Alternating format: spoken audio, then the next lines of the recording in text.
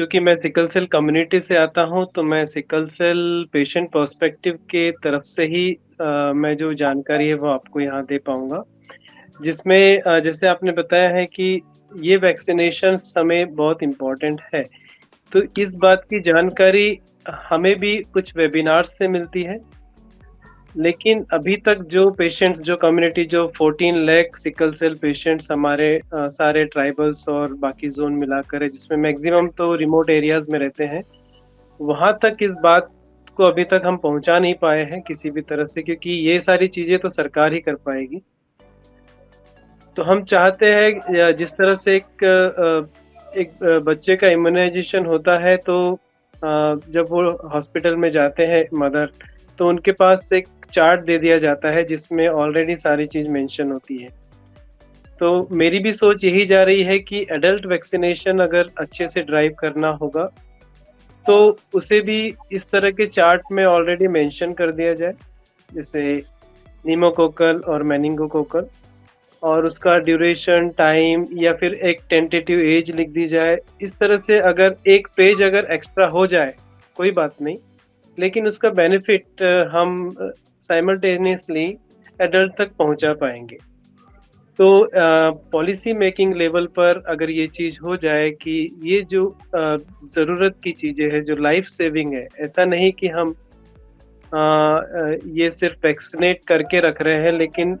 चूँकि sickle cell community से हूँ, तो मुझे पता है कि किस तरह से जो डेथ्स है वो यंग एज में हो रही है,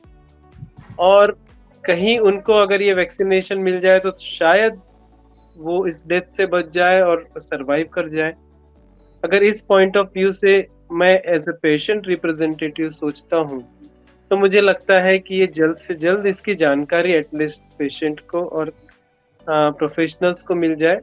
जानकारी मिल जाएगी तो जैसे कि सर ने ऑलरेडी कहा है कि अवेलेबिलिटी हो जाएगी, और अवेलेबिलिटी के साथ ये भी एक इम्पॉर्टेंट है कि जो हमारी कम्युनिटी है वो उनका इकोनॉमिक लेवल मीडियम से नीचे होता है। तो अगर जानकारी हो गई है उस पेशेंट को कि निमोकोकल वैक्सीन लेना है,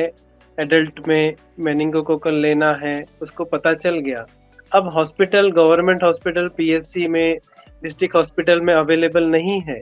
लेकिन उसे पता चल गया है उसे लेना है, तो अब उसे प्राइवेट हॉस्पिटल जाना पड़ेगा, वहाँ मिलेगा, ठीक है, लेकिन वहाँ उसका कॉस्ट इफेक्ट उसके लिए मायने रखेगा। तो मेरा इंडस्ट्री को ये भी रिक्वेस्ट रहेगा कि थोड़ा कॉस्ट पर भी काम करें, कि उसे कम से कम इतना तो ला ले कि हम परचेस कर पाए। और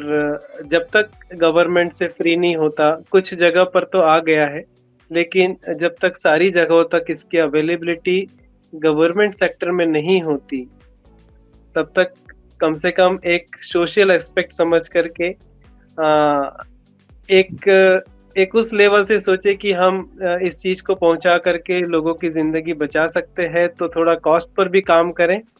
और उसको मिनिमाइज़ करें। तब तक हम प्राइवेट से ले लेंगे, जब तक ये पूरी तरह से गवर्नमेंट में एक्सेस नहीं होती, क्योंकि हम जानते हैं कि ये सब अवेयरनेस पार्ट है, और भारत चूँकि बहुत बड़ा देश है, और उसमें इस चीज़ को करने के लिए थोड़ा समय लग सकता है। लेकिन चूँकि आप और हम जान गए हैं कि ये चीज़ उन लोगों के लिए बहुत इम्पोर्टेंट है, लाइफ सेविंग है, तो हमने भी थोड़ा उस पर काम करें, ऐसा मेरा रिक्वेस्ट भी रहेगा। और ये सारी चीज़ें एक चार्ट में आ जाए, इस तरह से ही हम उस चीज़ को पता समझ पाएंगे और पेशेंट तक पहुंचा पाएंगे, और इस जानकारी को ज़्यादा से ज़्यादा हम नीचे जो लोग मोबाइल हैंडल नहीं करते,